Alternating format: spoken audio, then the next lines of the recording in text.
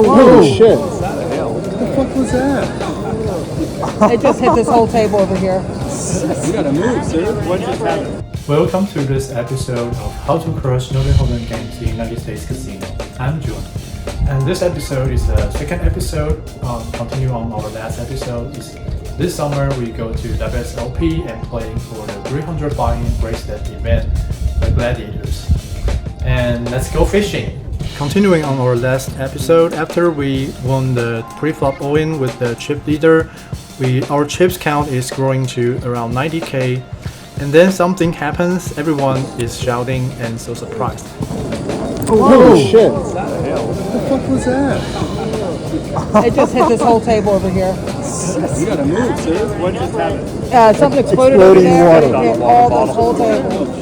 It got all of us wet. It's just water. Guys. Well, good thing it's water. It's just water. Hold up, did it explode? The good news is there's only water, but not some weird liquid. And then we're back to the poker table. The blinds are up to 2,000, 4,000. I got ace-king offsuit on middle position and open raise to 9,000. Button a pretty tight Asian player calls. And previously he just limped his pocket nines. So I think he's a very passive player. And probably he won a limp jam, but no one's open. And then flop comes ace, 7, 8, 2 hearts. I got top pair, top kicker plus the king blocker, and I bet for half pot. I'm setting up a turn jam, and he calls. Turn comes a 9 of heart, complete the frontal flush. And because I got a king of heart, so I'm not too worried about the 4th heart on the board. And I decided to check here, probably I can induce some random bluff in opponent's range, so I decided to check. Here we can see whether ace-king offsuit with an heart will highly choose to check here. Without a heart, we'll choose to push all in. And after we check, we have some opportunity to induce some random bluff. And of course, very few live players are capable of turning his small pair into a bluff. Then back to the game, and after we check, opponent push all in. And I actually tanked for a while because I don't think opponent have too much bluff here. But I can't really fold my top pair top kicker with a nut flush blocker, so I decided to call. And opponent shows ace 5 of diamonds. River comes a 7 of clubs, so I successfully take down this pot. And seems like another player has some ideas about my tank. You're so wrong. You weren't folding the ace-king with the king of hearts. You weren't folding. Stop it. Even if you wanted to, you weren't folding. You're like, fuck, I can't fold. I got the best hands most times, and this time. And then the next level we're completely card dead, but running to the next level, blinds are up to 4,000, 8,000, and it's pretty close to the money. I got pocket queens under the gun and open raise to 16k, plus one player shoves all in for around 50k. And all folds to me is of course a snap call, and this guy shows pocket 7s and he says it is his lucky number. You're ahead, but I'm gonna catch a 7, sorry. My lucky number. And the board comes Jack, 8, 5, 8, Jack. Hopefully his lucky number is not lucky this time, and I successfully take it down and my chips are growing to around 200k. Nice play with you, sir. That's the best hand I've seen in hours. And then the bubble busted, and the day one this flight has 8467 people registered for the game, and there are total 1271 people in the money. So everyone now has at least $480. And because there are so many people in this game, so a lot of people don't really care about the bubble.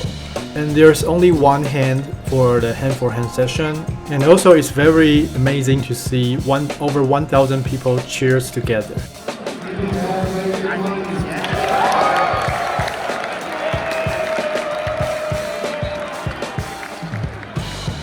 And after in the money, I can't stop losing my chips. I defend my big blinds but missed, and don't have a lot of good hands, so my chips are down to around 100k. And the blinds are up to 10k, 20k, so I have only 5 big blinds left. And this hand, middle position player push all in for around 13 big blinds. I got ace 8 suited on the small blind, so I shoved all in. Please give me a second, please. Big blind player think for a long time and finally decided to fold. Middle position player has pocket 5s, so it's a very classic coin flip. and we can see the result. Flop comes queen, queen 4. Nice flop. Turn comes an ace. Nice turn. River comes at 3. Nice river. He didn't change the result, so I successfully take it down, and my chips are back to around 200k. And then blinds are up to 15k, 30k, and the players are down to around 470 from 8,000 people, so it's very crazy. And also we have a couple of pay jumps, so everyone has around $892 locked. But this type of tournament is very top heavy, so we have to make to the final table to get a decent amount of money. In this hand I got ace king offsuit under the gun, and I have only 8 big blinds left, so I push all in, and +2 player snap call. He has pocket queens, so it's a very classic coin flip again. Flop comes 8-9 jack, and turn again comes a ace of diamonds. River comes a 3 of diamonds, so I survive again from the pre-flop all in. And then the next hand, under the gun player push all in for 50k. I got pocket 7s on the hijack, and I have around 20 big blinds. I was thinking about doing a min raise to do an isolation, but I have thrown the wrong chips, so it turns out to be a call. Small blind and big blind all calls, so we're 4-way flop. And I really hate myself for doing these stupid things. And next time definitely wanna shout out raise first. It would be more safe to do that. And anyway, after we 4 people into the flop, flop comes king jack 8, 2 diamonds. And because 1 people is already all in, so there's no much meaning for me to bluff here. So I check. Turn comes a queen of diamonds, and everyone check again. River comes a 9 of spades. Small blind leads out 100k, and of course it's a fold for me. And small blind shows 9-10 of diamonds. Under the gun player shows x6 offsuit. So small blind wins, and if I isolate correctly pre-flop, perhaps this pot is mine. So it's a very painful lesson, and especially in this very important tournament. Then going to the next hand, blinds are up to 20k, 40k, and it's also the last level of day 1. And players are down to 340 left, and the price are also rise to 1114. But I have only 410k, around 10 big blinds. This hand, the gun player open raise to 90k. I got ace queen offsuit on the +1 and 10 big blinds. Of course I shoves all in. After I shoves, bottom player calls my raise. I don't think it's a good sign. After gun player folded, we see it all in, and he shows pocket kings. So I need an ace to survive this tournament. And flop comes queen 8-7. So now I have more outs. And turn, very luckily, it's the 3rd time in this episode, comes an ace. River comes a 6 of clubs. After I hold this all in pre-flop, my chips are up to over 1 million. And then we're going to putting my chips in the bags, and we're entering the day 2. And there are totally over 10k distinct player registered for this tournament. And the champion can get the bracelet and also $499,000. A very crazy amount for a 300 buy-in game. And the start of the day 2 has 827 players left. I have around average chips 830. Blinds are starting from 25k, 50k. And the first hand I got pocket 9s on the low jack and open raise to 100k. Hijack player who covers me choose to call. And all folds to short stack player on the big blind, he calls as well. Flop comes queen jack 5, 2 clubs. Not a very good flop for me, and the big blind player shoves all in. I am in the middle, and also there's 1 player behind me, so I can only fold. Hijack player snap it, and big blind has king jack offsuit. Hijack player has king queen offsuit. Turn and river comes 10 of clubs and 7 of clubs. So big blinds are out here, and I also lost 100k chips. Then the next hand, all player folds to me. I got ace king offsuit on the small blind. I did not push all in. I choose to raise to 2.5 big blinds, and big blind player who covers me choose to call. Flop comes 6, 6, 9, 2 diamonds. I think checking or betting both make sense here. I decided to check here, and opponent checks as well. Turn comes a jack of diamonds. I check again and opponent bets for 100k, 2 big blinds. I think mine versus blind, I got ace king plus a king diamonds. It's very strong, so I shoves all in.